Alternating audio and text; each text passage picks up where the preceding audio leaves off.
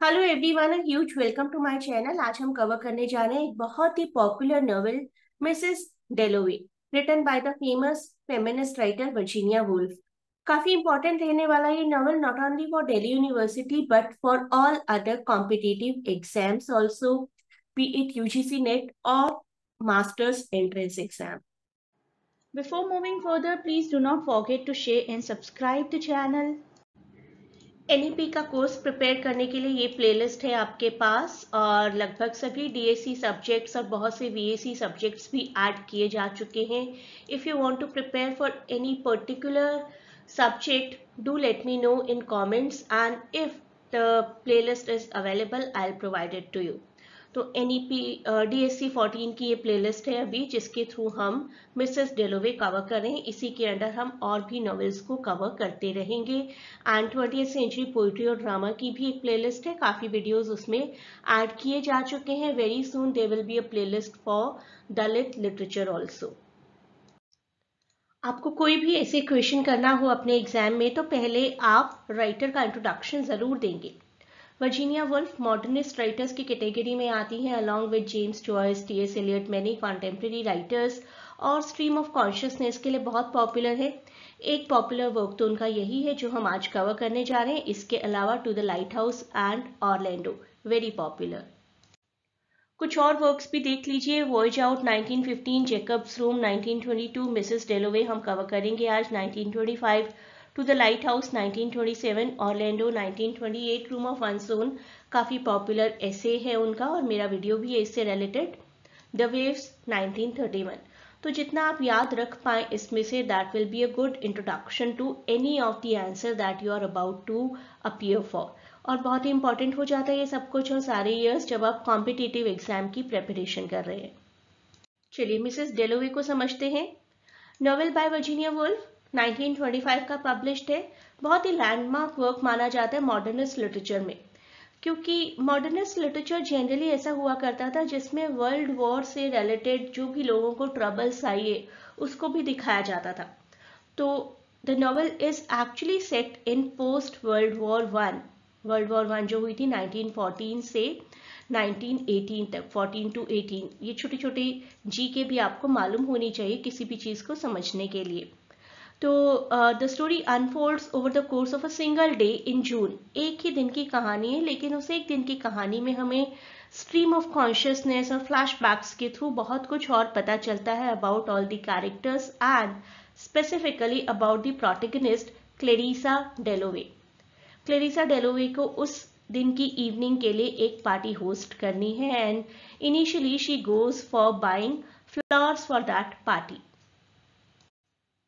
कुछ कैरेक्टर्स को समझते हैं. क्लेरिसा डेलोवे हमारी प्रोटैगनिस्ट हैं, एक बहुत ही अपर क्लास विमेन है, 50s में है अपने. सेप्टिमस वॉरेन स्मिथ, ये दो हमारे सेंट्रल कैरेक्टर हैं, ऑल्दो ये दो कैरेक्टर्स आपस में कभी नहीं मिलते. सेप्टिमस वॉरेन स्मिथ एक shell shocked world war veteran है. शेल शॉक्ड का मतलब एक ऐसा इंसान जो किसी छोटी सी छोटी आवाज़ से डर जाए, क्योंकि उसने वॉर में बहुत ज़्यादा ट्रॉमा देखा है, अपने कुछ दोस्तों को मरते हुए देखा है, और हर वक्त बम ब्लास्ट और बुलेट्स इन सब की आवाज़ें उन सब से परेशान है. रिचर्ड डेलोवे क्लेरिसा के हस्बैंड हैं और बहुत ही हाई प्रोफाइल पॉलिटिशियन है. इतने हाई प्रोफाइल की उनकी पार्टी में प्राइम मिनिस्टर तक आते हैं. पीटर वॉल्श, जिन्होंने once upon a time in the youth Clarissa को कभी, मिसेस डेलोवे जो अब हैं, उन्हें कभी प्रपोज किया था, लेकिन उनका प्रपोजल एक्सेप्ट नहीं किया था क्लेरिसा ने. सेली सीटन एक फीमेल फ्रेंड है, friend from her youth with whom she shared a deep emotional connection once upon a time, and Sally represent a different kind of life. Clarissa ने जैसी लाइफ अपने लिए चूज की ना, हाई प्रोफाइल, सेली ने अपने लिए फ्रीडम की लाइफ चूज की अगेंस्ट दी सोसाइटल नॉर्म्स. तो ये सभी कैरेक्टर्स हैं जो मिलकर इस स्टोरी को क्रिएट करेंगे. तो मिसेस डेलोवे एक दिन की कहानी है, मॉर्निंग से इवनिंग तक की या नाइट तक की, you can say. Clarissa Dalloway बहुत ही अपर क्लास हाउसवाइफ हैं. वॉक करिए in the morning in London neighbourhood to prepare for the party that she will host that particular evening. वापस आती हैं जब फ्लॉर्स की शॉपिंग करके, तो उनका एक ओल्ड सूटर और फ्रेंड पीटर वॉल्श, कुछ भी कह सकते हैं आपको, आप इनको ओल्ड सूटर भी कह सकते हैं, फ्रेंड भी कह सकते हैं, पीटर वॉल्श उनसे मिलने के लिए आते हैं, बिल्कुल unexpectedly. The two have always judged each other harshly and the meeting in the present intertwines with their thoughts of the past. दोनों अपने पास्ट को याद करते हैं, कैसे क्लैरिसा को प्रपोज किया था पीटर ने, कैसे क्लैरिसा ने रिफ्यूज किया था, बिकॉज क्लैरिसा सोशली एक हाई प्रोफाइल चाहती थी अपने लिए, rather than getting associated with Peter who was almost good for nothing that point of time. तो पीटर पूछते हैं क्लैरिसा से कि अब खुश हो या नहीं हो. खुशी अभी भी नहीं है क्लैरिसा की लाइफ में, क्योंकि उन्हें अब कह सकते हैं कि फेम और मनी बहुत ज़्यादा है, लेकिन वार्मथ ऑफ रिलेशनशिप नहीं है किसी के भी साथ. तो कैरेक्टर्स को एक बार और देख लेते हैं. क्लैरिसा की फ्रेंड सेली सीटन एंड क्लैरिसा के हस्बैंड रिचर्ड डेलोवे, पीटर वॉल्श जिन्होंने प्रपोज किया था वंस अपॉन अ टाइम, और सेप्टिमस जिनसे क्लैरिसा कभी नहीं मिलती है, लेकिन एंड में सेप्टिमस की स्टोरी सुनकर अपने आप को उनके साथ एसोसिएट ज़रूर करती हैं. So this is a novel by Woolf that takes place over the course of a single day in post-World War I London, focusing on thoughts, memories, experience of all the characters, specifically the protagonist Clarissa Dalloway. तो कुछ scenes के through समझेंगे. Clarissa हैं, सबसे पहले Clarissa को समझते हैं. She is an upper class approximately 52 years old women married to a politician. वो डिसाइड करती हैं कि आज फूल खरीद कर आते हैं, इवनिंग में एक पार्टी है.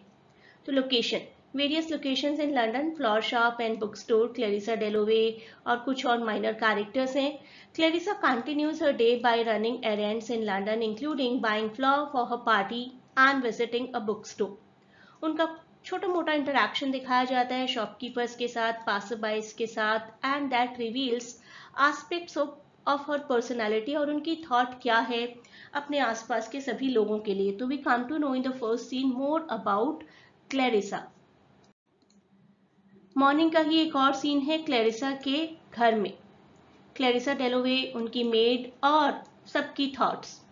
क्लैरिसा जो हमारी प्रोटैगनिस्ट है, प्रिपेयर कर रही हैं पार्टी के लिए. She thinks about her youth, particularly her feelings for Sally Seton and her rejection of Peter Walsh.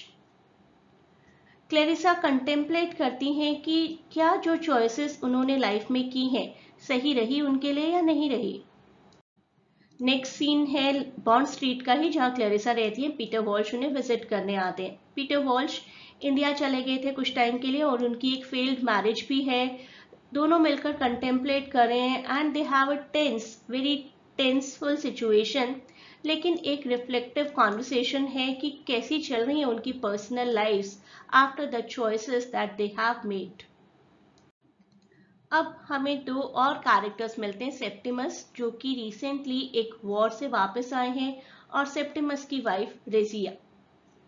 Septimus and Rezia's apartment London, और यहाँ पर कैरेक्टर्स हैं Septimus and Rezia. Septimus Warren Smith एक वॉर वेटरन है. He is suffering for post traumatic disorder and experience करते रहते हैं hallucination. छोटी सी भी आवाज उन्हें बहुत परेशान कर देती है. And he is that much traumatized that he considers even suicide.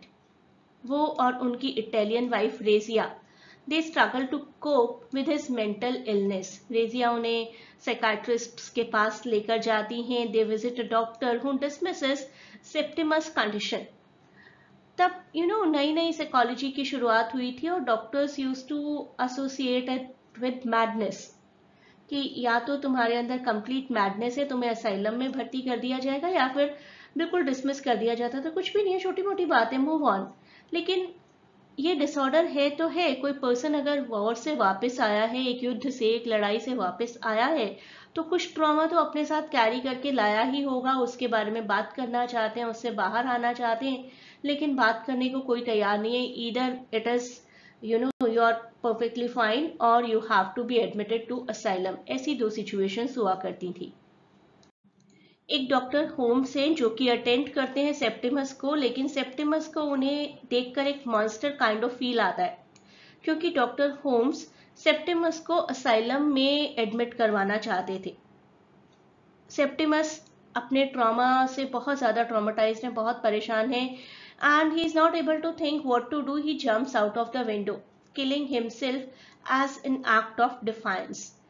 जब लोग उन्हें समझ ही नहीं पा रहे थे तो उन्हें भी कुछ समझ नहीं आया कि अपनी लाइफ के साथ क्या किया जाए। पीटर वॉल्श को भी एम्बुलेंसेस की आवाज़ें आती हैं एंड ही थिंक्स कि ये एम्बुलेंस की आवाज़ें तो नया पार्ट है इंग्लिश सिविलाइजेशन का। तो कुछ ज़्यादा ना सोचते वो क्लैरिसा की पार्टी में चले जाते हैं where most of the novels upper class characters eventually assemble. इतनी हाई प्रोफाइल पार्टी है, क्लैरिसा को एक्ट करना है ना एक फेक स्माइल के साथ एक परफेक्ट होस्टेस की तरह। बट कंटिन्यूसली वो वरीड है पार्टी फेल ना हो जाए, पार्टी फेल ना हो जाए, because she is aware of Peter's silent criticism. उन्हें पीटर की आंखों में हमेशा नजर आता है कि पीटर जान पाते हैं कि मैं खुश नहीं हूं उनका प्रपोजल रिजेक्ट करके। मैं इस हाई प्रोफाइल लाइफ के लिए नहीं बनी हूं, मैं उन्हीं अपने दोस्तों के लिए बनी थी जिनके साथ फ्रीली कहीं भी घूम सकती थी। सेली सीटन वो भी क्लैरिसा की एक एक्स फ्रेंड रह चुकी हैं, whom Clarissa had loved passionately as a teen at the place called Boughton. वो भी आ जाती हैं इस पार्टी में। The once radical Sally has married a rich man and settled down. सैली ने भी एक रिच पर्सन से शादी की और सेटल डाउन हो गई है, but in comparison to Clarissa she is living a free life. Clarissa तो काइंड ऑफ अ सेलिब्रिटी है ना जिनकी लाइफ में कोई फ्रीडम हो ही नहीं सकता चाह कर भी। क्लैरिसा इतनी हाई प्रोफाइल पार्टी ऑर्गेनाइज कर रही है कि प्राइम मिनिस्टर भी उसमें विजिट करते हैं, ऑल दो काफी शॉर्ट विजिट था वो। सर विलियम ब्रैडशॉ नाम के एक पर्सन है जो कि लेट आते हैं and his wife tells Clarissa about Septimus suicide. Clarissa को पता चलता है कि सेप्टिमस नाम का कोई पर्सन था जिसको कोई पोस्ट वॉर डिसऑर्डर था और उसने सुसाइड कर लिया। तो क्लैरिसा सुनकर थोड़ी सी शॉक हो जाती है कि मेरी पार्टी में एक डेथ की न्यूज आई है, but she feels a kind of relationship with Septimus, क्योंकि क्लैरिसा भी एट प्रेजेंट बहुत ज्यादा साइकोलॉजिकल डिसऑर्डर से गो थ्रू कर रही हैं। She admires the purity of the soul of Septimus, कि सेप्टिमस के अंदर हिम्मत थी सुसाइड करने की, अपनी शैलो एग्जिस्टेंस से बाहर आने की सुसाइड करके। और मुझे देखिए कितने ही सालों से मैं बिल्कुल शैलो लाइफ जी रही हूँ लेकिन हिम्मत नहीं है सुसाइड करने की। तो she admires Septimus suicide as an act of communication.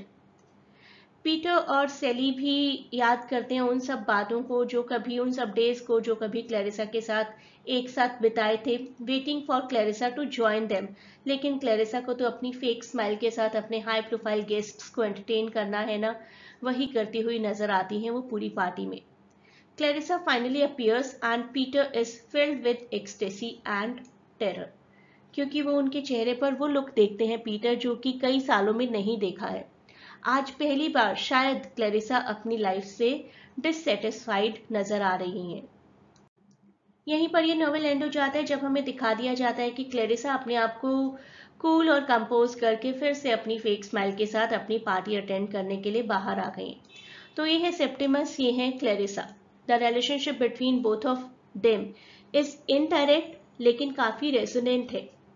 Parallel experiences represent करती है ये नॉवेल इन दोनों कैरेक्टर्स के।